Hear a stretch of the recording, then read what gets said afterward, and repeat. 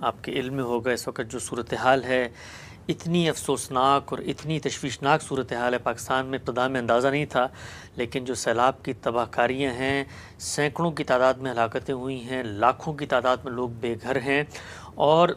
جو ویڈیوز سامنے آ رہی ہیں اس میں تو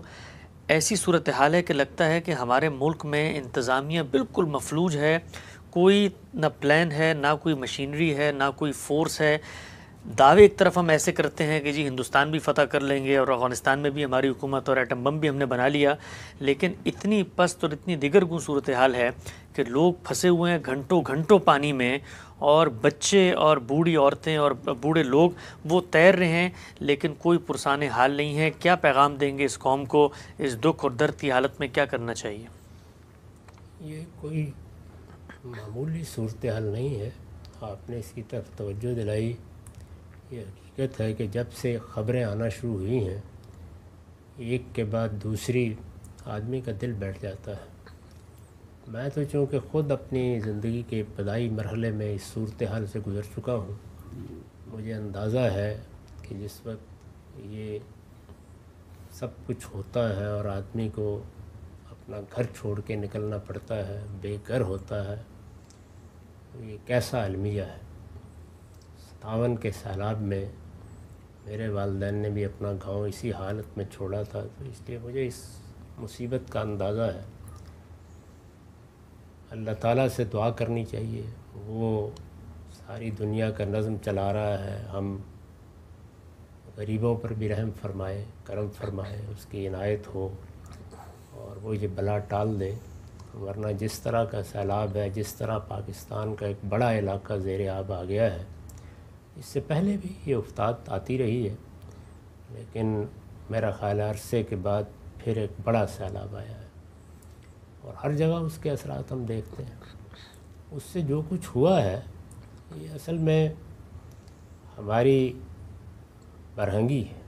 یعنی عام حالات میں تو پردہ پڑا رہتا ہے کہ ہم نے اپنے شہروں کو، اپنے گاؤں کو، اپنے دیہات کو کتنا کچھ بہتر کیا ہے۔ اس طرح کا کوئی حادثہ ہو جائے تو لوگوں تک پہنچنے کے کیا اسباب فراہم کیے ہیں، اور اگر خدا نخواستہ کسی وقت حد سے بڑھ جائے معاملہ تو پھر بحالی کے لیے ہم نے کیا کچھ کیا ہوا ہے۔ تو یہ ساری چیزیں جتنی ہیں وہ اس موقع کے اوپر پردہ اٹھ جاتا ہے اور بے حجاب ہو جاتے ہیں، معلوم ہو جاتا ہے کہ آپ کی کوئی تیاری نہیں ہے۔ ہمارے ہاں جو اس کے لیے محکمے بنے ہوئے ہیں وہ بھی ایسے موقعوں پر نظر نہیں آتے، حکومتوں کو بھی رد عمل ظاہر کرنے میں بالعموم وقت لگ جاتا ہے۔ اب تو کسی حد تک کچھ کام شروع ہو گیا، لیکن آپ جانتے ہیں کہ جتنے بڑے پیمانے پر تباہی آئی ہے اس کے لیے بظاہر نہ وسائل ہیں، نہ اسباب ہیں، نہ اس سے پہلے کوئی لوگوں نے اس کو اہمیت دے کر اپنے آپ کو تیار کر رکھا ہے۔ یہ اگر آپ غور کریں تو ہر موقع پر ایسا ہی ہے، یعنی جتنے سیلاب میں نے اپنی زندگی میں دیکھے ہیں، اسی طرح ہم نے آزاد کشمیر کا زلزلہ بھی دیکھا، تو ہر موقع کے اوپر یہی حقیقت واضح ہوتی ہے کہ ہمارے پاس وہ اسباب نہیں ہیں کہ اگر ایک حد سے بڑھ کر کوئی اس طرح کی افتاد آ جائے تو اپنے لوگوں کو بچا سکیں یا ان کی بحالی کا کچھ بندوبست کر سکیں۔ اس پر صرف اللہ تعالیٰ ہی سے دعا کی جا سکتی ہے اور لوگوں کو توجہ دلائی جا سکتی ہے کہ ہماری حکومتیں، ان کا نظم، ان کی تیاریاں جو کچھ ہیں وہ تو ہیں، وہ آگے بڑھیں اور جس حد تک بھی اپنے بھائیوں کی مدد کر سکتے ہیں کریں۔ باقی جہاں تک ہمارے سیاسی نظم کا تعلق ہے، وہ تو پچھلے 70-75 سال میں اپنی سمت بھی طے نہیں کر سکا، اور جب کسی جگہ سیاسی استحکام نہ ہو، پولیٹیکل سٹیبلٹی نہ ہو، تو اس میں یہی کچھ ہوتا ہے، یعنی آپ بالکل بے معنی باتوں پر لڑ رہے ہوتے ہیں۔ اس وقت بھی دیکھیے کیا منظر اللہ تعالیٰ نے دکھایا ہے کہ ایک طرف اتنا غیر معمولی معاملہ ہو رہا ہے، لوگوں پر یہ افتاد آ گئی ہے، لوگ کھڑے کھڑے دریاؤں کی نظر ہو رہے ہیں، یعنی معلوم ہوتا ہے کہ ہم طوفان نوح کا ذکر پڑھ رہے ہیں، اس صورتحال ہے، اور ہمارے ہاں معمولی باتوں کے اوپر مناظرے ہو رہے ہیں، اور ایسے لگتا ہے کہ سیاسی جماعتیں جو ہیں وہ بالکل وہی منظر پیش کر رہی ہیں کہ لڑتے لڑتے ہو گئی گم، ایک کی چونچ اور ایک کی دم، تو چونچ اور دم ہے جس کی تلاش میں یہ سارا مارکا برپا ہے۔ بڑی افسوسناک بات ہے۔ اللہ تعالیٰ سے دعا کرنی چاہیے کہ وہ ان لوگوں کی خود دستگیری فرمائے، ان پر خود کرم فرمائے، اور ہم بھی جہاں تک ہماری آواز پہنچتی ہے اپنے دوست احباب سے یہی اپیل کرتے ہیں کہ جو کچھ ان کے لیے ہو سکتا ہے کریں۔ اچھا ہم سے یہ بتائیے گا ذرا، میں چاہتا ہوں کھل کے آپ سے بات کروں، ہمارا ملک ہے اس کا ایک درد محسوس بھی ہوتا ہے اگرچہ ملک سے دور ہیں، کہ ہم نے پچھلے اتنے لمبے عرصے میں، ہمارے یہاں آپ دیکھیں پریڈز ہوتی ہیں اور ہمیں بتایا جاتا ہے کہ ہمارا فخر ہے، ہم نے ملک کی سرحدوں کا دفاع کیا، نظریاتی بھی اور جو ہماری حصی سرحدیں بھی ہیں، اتنا کچھ ہم خرچ کرتے ہیں ملک کے دفاع پر، لیکن جس وقت ہمارے ہاں کوئی آزمائش، کوئی آفت داخلی طور پہ آتی ہے تو معلوم یہ ہوتا ہے کہ ہماری جو اوور آل حکومت کی مشینری ہے وہ اتنی ناقص ہے کہ اس پہ ہم نے کبھی انویسٹ ہی نہیں کیا۔ ہماری ساری کی ساری انویسٹمنٹ دفاع پر تو ہوتی ہے، لیکن اپنے ملک کے اوپر، اپنے ملک کے داخل عام عوام کے لیے ان کو جو بنیادی سہولیات ہیں، آپ دیکھیں سندھ میں جائیے، پانی نہیں ہے، جہاں سے وہ عام جانور پانی پی رہے ہوتے ہیں وہیں سے انسان بھی پانی پی رہے ہوتے ہیں۔ چند شہر تو ہمارے ہیں کاسمیٹک اچھے لگتے ہیں، لیکن بجلی کا معاملہ دیکھیں، پانی کا دیکھیں، نکاسی کا دیکھیں، صحت کا دیکھیں، اسپتالوں کے اندر جو سرکاری اسپتالوں میں صورتحال ہوتی ہے، تو خرابی کہاں ہے؟ یعنی ایک عام آدمی تو پھر کہتا ہے کہ بھئی یہ ہم نے حکومت قبول کی، اگر یہ بنیادی کام حکومت نہیں کر سکتی تو پھر کیا فائدہ ہے اس نظام کا؟ اس کا تعلق ترجیحات سے ہے۔ یعنی آپ جب حکومت کا نظم قائم کرتے ہیں تو یہ سمجھنا چاہیے کہ حکومت کوئی خدائی حکم نہیں ہے، یہ انسانوں کی ضرورت سے پیدا ہوئی ہے۔ یعنی ہم انسان چونکہ اللہ تعالیٰ کی طرف سے ارادہ و اختیار لے کر آئے ہیں، اس کو ہم غلط استعمال کرتے ہیں تو ایک حکومت کا نظم بنانا پڑتا ہے۔ پھر انسانوں کو بہت سے معاملات ایسے انجام دینے ہوتے ہیں کہ جو اجتماعی طور پر ہی انجام دیے جا سکتے ہیں، تو یہ نظم ناگزیر ہو جاتا ہے۔ اصلاً اس کا ہدف دو ہی چیزیں ہونی چاہیے، ایک یہ کہ لوگوں کو حقیقی امن ملے، ان کو غلط کار لوگوں کے ظلم اور عدوان سے نجات دلائی جائے، ان کے لیے حفاظت کا بندوبست ہو، وہ آرام کی نیند سو سکیں، اپنی گلیوں بازاروں میں جا سکیں، عورتیں ہوں مرد ہوں، جس کو رسول اللہ صلی اللہ علیہ وسلم نے بیان کیا تھا کہ ایک وقت آ جائے گا کہ ایک عورت یہاں سے چلے گی اور یمن کے شہر صنعا تک جائے گی اور سونا اچھالتی ہوئی جائے گی اور کوئی اس کی طرف نہیں دیکھے گا۔ تو یہ امن کی تعبیر ہے۔ ایک طرف یہ ضروری ہے کہ وہ چیز ہو، اور دوسری طرف لوگوں کی ویلفیئر۔ اتنے بڑے پیمانے پر ہمارے یہاں آبادی ہے، ایک چھوٹے سے ملک میں 22-23 کروڑ، بلکہ اب اس سے بھی زیادہ بڑھ رہی ہے۔ اتنی بڑی آبادی کو کس طریقے سے ایک ضابطے میں لانا ہے، کس طرح سے موت اور پیدائش کو متوازن رکھنا ہے، لوگوں کو کس طریقے سے صحیح تعلیم دینی ہے، ان کے معاملات کا جائزہ لے کے ان کو ایک ترقی یافتہ ملک کے معیار تک لے جانے کے لیے کیا کچھ کرنا ہے، یہ ہماری اصل ترجیح نہیں ہے۔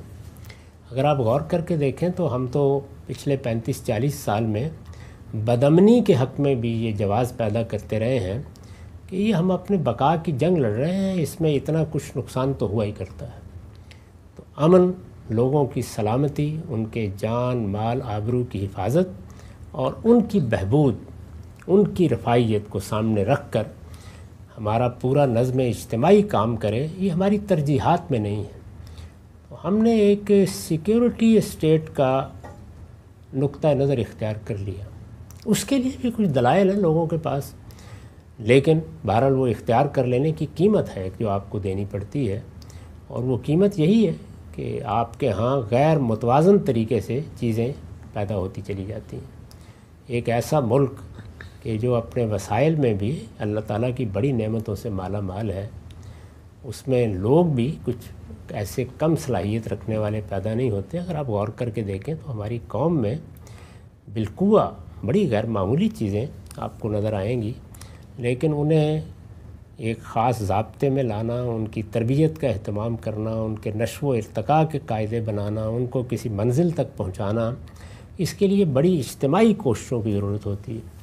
وہ ہمارا نہ ہدف ہے نہ ہماری ترجیحات ہیں۔ ہم تو اصل میں ایک سیکورٹی اسٹیٹ کے تمام لوازم کو جب پورا کر لیتے ہیں، اس کے بعد دیکھتے ہیں کہ ہمارے پاس کچھ بچ رہا ہے تو اب لوگوں کے لیے بھی کچھ کر لیں گے۔ تو میرے نزدیک یہ ترجیحات کا مسئلہ ہے، جب تک ان ترجیحات کو ہم تبدیل نہ کریں اس وقت تک یہ ممکن نہیں ہے۔ ہمارے یہاں اس پر غور نہیں کیا گیا